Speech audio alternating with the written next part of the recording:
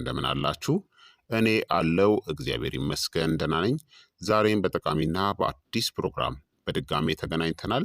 በዛሬው የጤና ፕሮግራማችን ላይ የምንመለከተው ነርቮቻችን በፍቅር የሚወዱትን አንድ ነርቮቻችንን በከፍተኛ ሁኔታ የሚጠግን ድንቅ ምግብን በዚህ ቪዲዮ ላይ እነግራችኋለሁኝ። ይህ ቪዲዮ በፍጹም እንዳያመልጣችሁ፣ ሌሎችም ደግሞ እንዲማሩበት ሁላችሁም በቅንነት ላይክና ሼር በማድረግ ሌሎችንም አስተምሩ እላለሁኝ። ጥያቄ ካላችሁ ጥያቄያችሁን በኮመንት ላይ አስፍሩልኝ፣ እመልስላችኋለሁኝ። በቀጥታ ወደ ጤና ትምህርታችን የማልፍ ይሆናል። ነርቮቻችን በከፍተኛ ሁኔታ የሚወዱት አንድ ድንቅ ምግብ አቮካዶ ነው። አቮካዶ የነርቭ መዋቅርን፣ የመልእክት ማስተላለፍ ፍጥነትን እናም የነርቭ ጥገናን በቀጥታ የሚደግፍ እውነተኛ ለነርቮቻችን ድንቅ የሆነ ምግብ ነው። ነርቮቻችን አቮካዶን ለምን እንደሚወዱ እስቲ እንመልከት። ነርቮቻችን ከሶስት ወሳኝ ክፍሎች የተገነቡ ናቸው። እነዚህም የነርቭ ህዋስ አካል ነርቭ ሴል ቦዲ የምንለው፣ እንደ ኤሌክትሪክ ሽቦ ካሉ እና ከመከላከያ ሽፋን ወይም ደግሞ ከማይሊን ሺዝ ነው። አቮካዶ ታዲያ ሶስቱንም የሚደግፍ ነው። አንደኛ የነርቭ ሽፋንን የሚጠግኑ ጤናማ ስቦችን ይዟል። ነርቮች ማይሊን በሚባል የስብ ሽፋን ተሸፍነዋል። የተጎዳ ማይሊን ማለት የመደንዘዝ፣ የመውረር፣ የማቃጠል ስሜትና ድክመትን ያስከትልብናል ማለት ነው። አቮካዶ ታዲያ ሞኖ አንሳቹሬትድ ስብ አለው። ማይሊንን ይገነባል እንዲሁም ይጠግናል። በአንጎልናም በእጅ ወይም ደግሞ በእግር መካከል ያለውን የመልእክት ፍጥነትን ያሻሽላል። መውረርን የሚያስከትለውን የነርቭ ሊንኬጅን ይቀንሳል።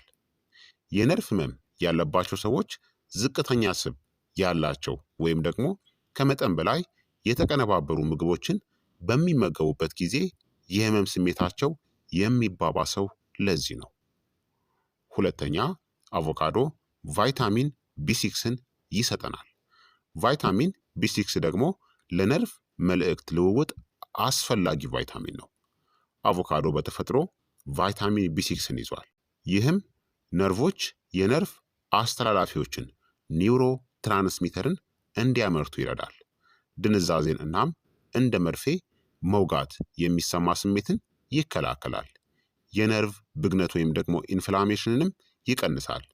ዝቅተኛ የቫይታሚን ቢ6 መጠን ማለት የተዘበራረቁ የነርቭ ምልክቶች አሉ ማለት ነው። በቂ የቫይታሚን ቢ6 መጠን አላችሁ ማለት ደግሞ የተረጋጋ እናም ትክክለኛ የነርቭ ስራ ይኖራል ማለት ነው። ሶስተኛ ማግኒዥየምን ይይዛል። ማግኒዥየም ከመጠን በላይ ንቁ የሆኑ ነርቮችን ያረጋጋል። ብዙ የነርቭ ምልክቶች የሚመጡት ከመጠን በላይ ከተቀሰቀሱ ነርቮች ነው።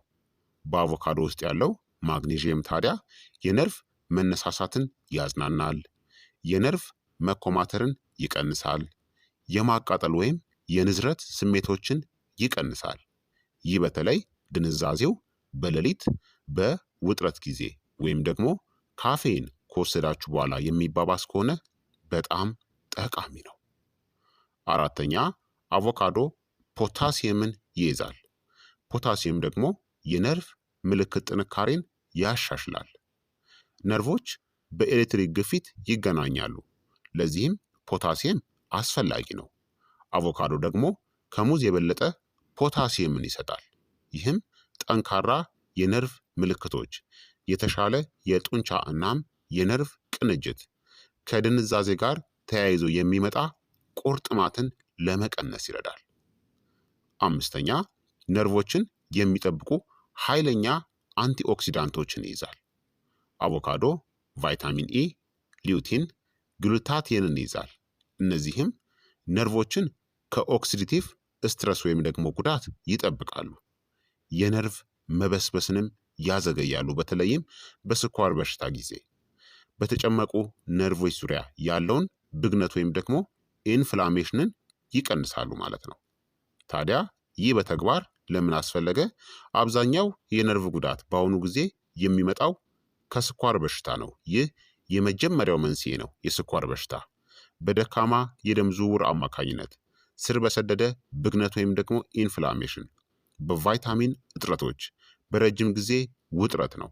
አቮካዶ ታዲያ እነዚህን አምስቱንም በአንድ ጊዜ ይፈታል ማለት ነው። ለከፍተኛ የነርቭ ጥቅም ታዲያ አቮካዶን እንዴት መመገብ ትችላላችሁ? ምርጥ መጠን በቀን ከግማሽ እስከ አንድ አቮካዶ መመገብ ትችላላችሁ። ምርጥ ጊዜ ደግሞ ጠዋት ወይም ደግሞ ምሳ ላይ። ስብ የቫይታሚን መምጠጥን ያሻሽላል። በተለይም ከእንቁላል ወይም ደግሞ ከአትክልቶች ጋር በጣም ጥሩ ነው ስታጣምሩት። ለነርቭ ምርጥ ውህዶች ከፈለጋችሁ አቮካዶን ለመመገብ አቮካዶና እንቁላልን ከተመገባችሁ ቫይታሚን ቢ12 እናም ጤናማ ስብን ይሰጣችኋል። አቮካዶ እናም አረንጓዴ ቅጠላ ቅጠል አትክልቶችን አንድ ላይ ከተመገባችሁ የማግኒዥየም ጭማሪን ታገኛላችሁ። አቮካዶ፣ የወይራ ዘይትና ሎሚን አንድ ላይ ከተመገባችሁ ደግሞ አንቲ ኢንፍላማቶሪ ወይም ደግሞ ጸረ ብግነት ውህድን ታገኛላችሁ። ታዲያ ጥቅሙን የሚቀንሱ ነገሮች ደግሞ የምታደርጉ ስህተቶች ከተቀነባበረ ስኳር ጋር የምትመገቡ ከሆነ በተለይ አቮካዶን አሁን በጁስ መልክ ፈይታችሁ ስኳር ጨምራችሁበት የምትጠጡ ከሆነ ከስኳር ጋር ነው የምትመገቡት። ነርቮቻችን የማይወዱት ነው። በዘይት የተጠበሱ ምግቦችን አንድ ላይ የምትመገቡ ከሆነ እናም ከመጠን በላይ አልኮልን የምትጠጡ ከሆነ ይህ ትልቅ የሆነ ስህተት ነው ማለት ነው። ታዲያ ለውጥን እስክታገኙ ድረስ ምን ያክል ጊዜ ይወስድባችኋል? መጠቀም በጀመራችሁ ከ1 እስከ 2 ሳምንታት ውስጥ አነስተኛ የመውረድ በእጅ ወይም ደግሞ በእግር ላይ የተሻለ ሙቀት ይሰማችኋል። መውሰድ ከጀመራችሁ ከ3 እስከ 6 ሳምንታት ውስጥ ደግሞ የተሻለ ስሜት፣ የድንዛዜ መቀነስን ታስተውላላችሁ። መውሰድ በጀመራችሁ ከ2 እስከ 3 ወራት ደግሞ ጠንካራ የሆነ የነርቭ ተግባር ይኖራችኋል። ምክንያቱም የአመጋገብ ወይም ደግሞ የብግነት ከሆነ ማለት ነው። ስለዚህ በዚህ መልክ መርዳት ትችላላችሁ ማለት ነው። ታዲያ ምን አይነት ሰዎች ደግሞ ጥንቃቄ ማድረግ አለባቸው?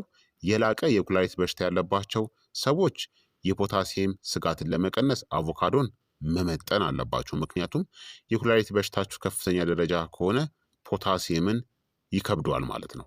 ለላቴክስ አለርጂ ያለባቸው ሰዎችም ጥንቃቄ ማድረግ አለባቸው። ታዲያ ነርቮች አንድ ምግብ መምረጥ ቢችሉ አቮካዶን ይመርጡ ነበር። ምክንያቱም አቮካዶ የነርቭ ሽፋንን ይጠግናል፣ የኤሌክትሪክ ምልክቶችን ያጠናክራል፣ ኢንፍላሜሽን ወይም ደግሞ ብግነትንም ያረጋጋል፣ ነርቮችን ከእርጅና እናም ከጉዳትም ይጠብቃል ማለት ነው። አስተውሉ ታዲያ በቀን መመገብ ያለባችሁ የአቮካዶ መጠን ግማሽ፣ በጣም ብዙ ከተመገባችሁ ደግሞ አንድ ብቻ ነው ማለት ነው። ከዛ መጠን በላይ በፍጹም መመገብ የለባችሁም። ስለዚህ ክቡራትና ክቡራን ተመልካቾቼ የዛሬው የጤና ትምህርት እንግዲህ ይህንን ይመስል ነበረ። እንደተማራችሁበት ተስፋ አደርጋለሁኝ። ላይክ እና ሼር ሳታደርጉ በፍጹም እንዳትወጡ። እያንዳንዱን ጥያቄ ደግሞ ካላችሁ በኮመንት ላይ አስፍሩልኝ፣ እመልስላችኋለሁኝ። በቀጣይ የጤና ትምህርት እስከምንገናኝ እኔንም እናንተንም ቸር ያቆየን። መልካም ጊዜ፣ መልካም ቆይታ።